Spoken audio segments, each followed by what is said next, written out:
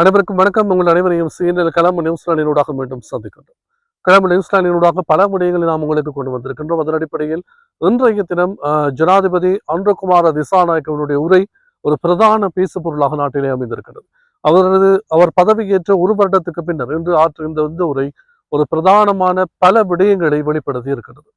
இதன் அடிப்படையில் ஜனாதிபதி இன்றைய தினம் கடவத்தை முதல் மேரிகமை வரையான அதிவேக பாதைக்கான நிர்மாண பணிகளை ஆரம்பித்து வைத்து இந்த உரையினை பேசியிருந்தார். இதன் போது அவர் பிரதானமாக பல விடயங்களை சுட்டிக்காட்டியிருந்த போதிலும் அதில் மிக முக்கியமாக அடிக்கோடிட்டு காட்டப்பட வேண்டிய விடயங்கள் குறித்து இன்று நாங்கள் பேச போகின்றோம்.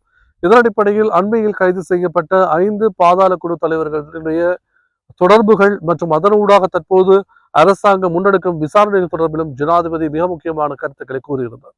இதன் அடிப்படையில் இந்த 5 பாதாள குழு நபர்களும் நாட்டினுடைய போதைப் பொருள் பாவனையில் 50% தம்பசம் வைத்திருந்ததாகவும் ஜனாதிபதி இதன் போது குறிப்பிட்டார். மாத்திரமல்லாமல் நாட்டினுடைய 75% பாதாள குழுக்கள் தொடர்பான தொடர்பினை இவர்கள் கொண்டிருப்பதாகவும் ஜனாதிபதி கூறினார். ஆகவே இதன் பின்னணியில் பல்வேறு விடயங்கள் தற்போது வெளிப்பட்டிருப்பதாகவும் ஜனாதிபதி தமது உரையில் சுட்டிக்காட்டினார். ஏனென்றால் இவர்களுக்கு பின்னணியிலே குடியுறவு குடியகல்வு திணைக்கள அதிகாரிகள், சுங்க அதிகாரிகள், அதே போன்று மோட்டார் வாகன திணைக்கள அதிகாரிகள், இவ்வாறு பல அரசு அதிகாரிகள், போலீசார், அது மாத்திரமில்லாமல் இராணுவத்தின் சிலர், இவ்வாறு பல அரச துறைகளை சார்ந்த பலர் இவர்களின் பின்னணியில் நின்று இவர்களுக்கு ஒத்துழைப்பு வழங்கி வருவதாகவும் ஜனாதிபதி குறிப்பிட்டார். இதன் அடிப்படையில் தான் எவ்வாறு ஒரு அரசாங்கம் மேலாக ஒரு அரசாங்கம், அதாவது அனைத்து அரசு துறைகளை உள்ளடக்கி இயங்குகின்றதோ, இதே போன்று ஒரு கருப்பு அரசாங்கம் ஒன்றும் ஒரு நிழல் அரசாங்கம் ஒன்றும் மறைமுகமாக இவ்வாறு இந்த வன்முறைகளுக்கும் பாதாள உலக, அதாவது போதைப்பொருள் கடத்தல்களுக்கும் பாதாள உலக செயற்பாடுகளுக்கும் ஆதரவளித்த வகையில் ஒரு கருப்பு அரசாங்கம் ஒன்றும் இந்த நாட்டில் இயங்கி வருவதாக ஜனாதிபதி சுட்டிக்காட்டினார். எவ்வாறு அதனை ஒழிப்பதை தமது முதன்மை இலக்கு எனும் அதற்கான நடவடிக்கைகளை தாம் முன்னெடுத்து வருவதாகவும், அது மாத்திரமில்லாமல் கடந்த காலங்களில் இந்த பாதாள குழு உறுப்பினர்கள் மூலமாக மாதாந்த சந்தா பெற்ற அரசியல்வாதிகளும் தற்போது காணப்படுவதாகவும் ஜனாதிபதி தெரிவித்திருக்கின்றார். சில நாடாளுமன்ற உறுப்பினர்கள் மாதாந்தம் சென்று இவர்களிடம் தமது மாதாந்த சந்தா பணத்தை பெற்றுக் கொண்டிருப்பதாகவும், இன்னும் சில அமைச்சர்களின் வீடுகளுக்கு இந்த பாதாள குழுவினர்களும் போதைப் பொருள் கடத்தல்காரர்களும் தமது மாதாந்த சந்தாவை அவர்களின் வீட்டுக்கு சென்றே செலுத்தி வந்திருப்பதாகவும், இவை அனைத்தும் தற்போது வெளியாக இருப்பதாகவும் ஜனாதிபதி குறிப்பிட்டிருந்தார். ஆகவே இவற்றை முழுதாக ஒழிப்பதற்கான நடவடிக்கைகளை தற்போது போலீசார் முன்னெடுத்து வருவதாகவும், அதற்கு ஒத்துழைக்காத நபர்கள் தொடர்பில் தாம் விரைவில் நடவடிக்கை எடுக்க இருப்பதாகவும் ஜனாதிபதி குறிப்பிட்டார். மாத்திரமில்லாமல் இதன் போது நாட்டினுடைய அரச துறைக்கு மிக ஒரு முக்கியமான எச்சரிக்கையை அவர் விடுத்திருந்தார். அதாவது தம்மோடு இணைந்து பணியாற்றுகின்ற அரச ஊழியர்கள் பணியாற்ற முடியும் எனவும், தாம் ஊழலை ஒழிப்பதற்கான முழுமையான நடவடிக்கைகளை தற்போது முன்னெடுத்திருப்பதாகவும், இதன் அடிப்படையில் அதற்கு பெரும்பாலான அரசு அதிகாரிகள் தமது ஒத்துழைப்பை வழங்குகின்ற சந்தர்ப்பத்தில் சில நிறுவனங்கள் மற்றும் சில அரசு அதிகாரிகள் இவற்றுக்கு எதிரான மனப்பாங்கோடு செயற்பட்டு வருவதாகவும், அவர்களுக்கு முடிந்தால் தமது ஊழலை கைவிட்டு தங்களோடு பயணிக்க முடியும் என்றால், புதிய அரசாங்கத்தோடு பயணிக்க முடியும் என்றால், அவ்வாறு இல்லை என்றால் அவர்களை தமது பயணத்திலிருந்து நிறுத்துவதற்கு தாம் தயாராக இருப்பதாகவும் ஜனாதிபதி இதன் போது எச்சரிக்கை விடுக்கும் துறையிலே பேசியிருந்தார். மறுபுறம் ஜனாதிபதி அரசு துறைக்கு அடுத்த வருடத்திலிருந்து முழுமையான டிஜிட்டல் கொடுப்பனவு முறையை அடுத்த வருடத்திலிருந்து தாம் ஆரம்பிக்கப் போவதாக ஜனாதிபதி தெரிவித்திருக்கின்றார். அது நீர் கட்டணம் மற்றும் மின்சார கட்டணம் ஆகியவற்றை கிராமப்புறங்களில் சில பகுதிகளில் நடைமுறைப்படுத்தும் டிஜிட்டல் முறையில் நடைமுறைப்படுத்துவதில் சில சிக்கல்கள் காணப்படுவதாகவும், ஆனால் அவற்றுக்கான தளங்களையும் விரைவில் உருவாக்க இருப்பதாகவும் ஜனாதிபதி கூறுகின்றார். அது மாத்திரமல்லாமல் அரச ஊழியர்கள் டிஜிட்டல் முறையிலே தமது அதாவது கையெழுத்துக்களை இடுவதற்கான நடவடிக்கைகளையும் இதன் போது முன்னெடுக்க இருப்பதாகவும் ஜனாதிபதி கூறினார். மாத்திரமில்லாமல் தற்போது மின்சார சபை ஊழியர்களில் பெரும்பாலானோர் தொழிற்சங்க நடவடிக்கையை முன்னெடுக்கின்றார்கள். ஜனாதிபதி இதற்கும் ஒரு சவாலை விட்டார்.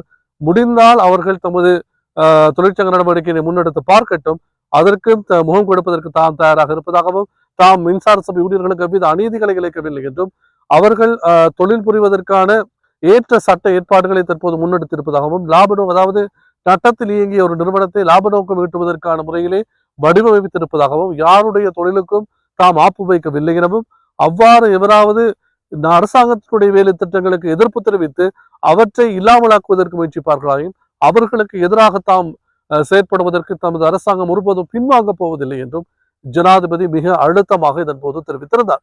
இவ்வாறு ஒரு பக்கம் அரசு அதிகாரிகளுக்கும் மறுபக்கம் இந்த பாதாள உளவு தொடர்பான குற்றச்சாட்டுகளை முன்வைத்தவர்களுக்கும் ஜனாதிபதியின் பதில்கள் இவ்வாறு அமைந்திருக்க, மறுபுறம் முன்னாள் ஜனாதிபதி மஹிந்த ராஜபக்சவுக்கும் நக்கலடிப்பதற்கு ஜனாதிபதி இதன்போது மறுக்கவில்லை.